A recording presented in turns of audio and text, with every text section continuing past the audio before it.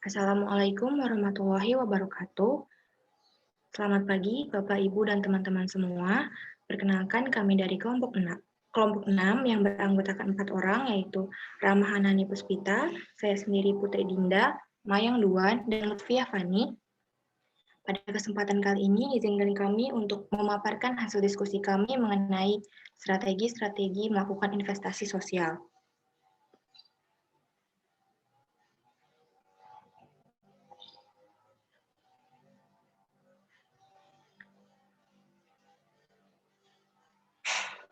Baik, sebelum masuk ke strategi-strategi, terlebih dahulu akan dijelaskan mengenai masalah yang berkenaan dengan ancaman krisis pangan yang terjadi di Indonesia akibat COVID-19.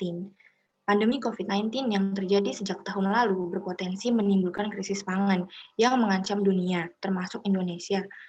Hal ini berdasarkan pernyataan dari FAO. Kemudian, apalagi tidak ada yang menjamin kapan pandemi COVID-19 akan berakhir, yang dapat mengganggu ketersediaan, stabilitas, serta akses pangan. Masalah-masalah yang dihadapi Indonesia berkenaan dengan ancaman krisis pangan yaitu yang pertama, pertanian dalam negeri yang dijadikan tumpuan pada masa pandemi COVID-19 saat ini tentunya membutuhkan fasilitas produksi seperti mesin dan peralatan pertanian, subsidi pupuk dan benih, serta fasilitas pendukung produksi yang memadai. Hal tersebut tidak sesuai dengan kondisi petani Indonesia yang sebagian besar merupakan petani kecil dan masih sangat memerlukan bantuan agar produktivitasnya terjaga. Lalu selanjutnya, impor beberapa bahan pangan terancam akan terganggu karena beberapa negara melakukan restriksi atau pembatasan produksi perdagangan untuk keperluan domestik mereka sendiri sehingga aktivitas ekspornya melemah.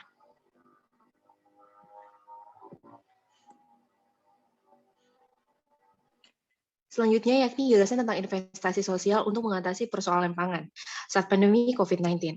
1. Upaya untuk membantu menahan laju perlambatan dengan menjaga kondisi existing dan mencari peluang yang bisa dimanfaatkan pada sektor pertanian selama masa pandemi COVID-19 berlangsung. Salah satunya yakni melahirkan produk Al-Sintan dan mengurangi impor produk pertanian agar stok dalam negeri tercukupkan dengan upaya meningkatkan teknologi pertanian serta didukung dengan kebijakan. Kemudian yang kedua, melakukan langkah preventif dengan pengembangan UMKM dengan menyokong perekonomian masyarakat agar tetap resilient di masa pandemi ini. Dalam hal ini, UMKM berperan dalam pemerataan tingkat perekonomian masyarakat. Mengapa? Sebab hal ini dapat memperluas kesempatan kerja dan penyerapan tenaga kerja. Dan yang terakhir, upaya membuat aplikasi untuk memasarkan produk-produk pertanian.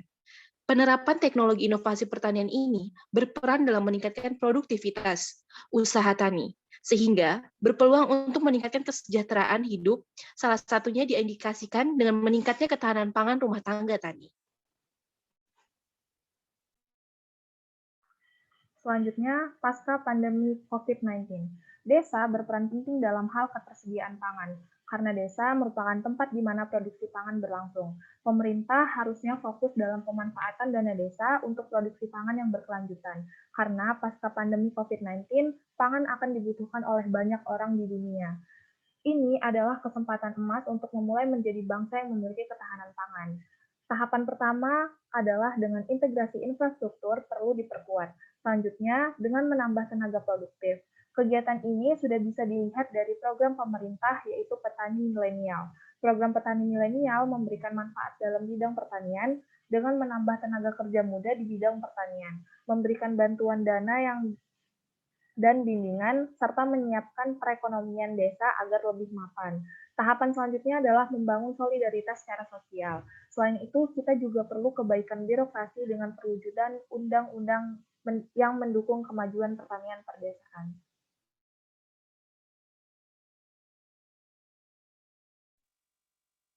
Oke, untuk selanjutnya ada 4 area aksi social investment. Yang pertama adalah kebutuhan data. Data desa diperlukan untuk mengidentifikasi permasalahan, kekuatan, dan kelemahan desa untuk melakukan program investasi sosial di bidang pangan. Data desa juga bisa menjadi rujukan dalam pengambilan keputusan bagi para stakeholder. Dan salah satu program yang direkomendasikan adalah program data desa presisi. Data tersebut dapat digunakan untuk mengukur dampak investasi sosial. Dan data tersebut juga dapat digunakan sebagai indikator keberhasilan program. Yang kedua adalah instrumen data.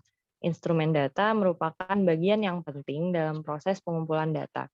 Instrumen data juga menentukan apakah data yang digunakan mampu menjadi acuan pengambilan keputusan. Kemudian salah satu langkah yang direkomendasikan adalah dengan mengumpulkan data selengkap-lengkapnya, baik data geografis, ekologis, administratif, maupun data sosial budaya yang ada di masyarakat. Karena instrumen data tersebut bisa menjadi pertimbangan keputusan yang akan diambil oleh stakeholder.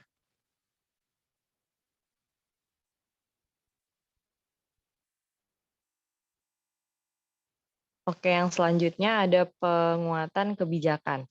Dukungan kebijakan yang mengarah kepada peningkatan partisipasi masyarakat untuk jangka panjang, kebijakan yang membantu meningkatkan kualitas SDM, serta kebijakan-kebijakan lain yang mendukung adanya ketahanan pangan saat diperlukan karena desa merupakan pusat produksi pangan.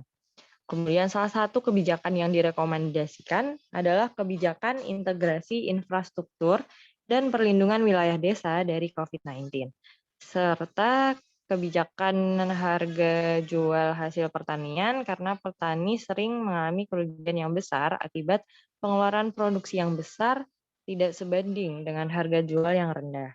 Kemudian yang terakhir ada inovasi dan pendanaan inklusif. Inovasi diperlukan dalam memprediksi dan mengelola risiko dan peluang atas perubahan. Inovasi yang dibutuhkan untuk meningkatkan ketahanan pangan Indonesia berupa teknologi, kualitas SDM, dan soft skill agar terciptanya wirausaha sosial muda. Kemudian untuk pendanaan inklusif diperlukan dalam merangsang perekonomian desa. Dana desa perlu digunakan dengan bijak agar membuka peluang lapangan pekerjaan, meningkatkan kualitas SDM, dan berinovasi dengan teknologi untuk keperluan ketahanan pangan.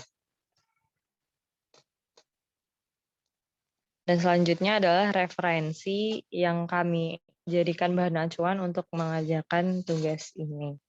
Sekian presentasi dari kelompok kami. Bila ada kesalahan, mohon maaf. Wassalamualaikum warahmatullahi wabarakatuh.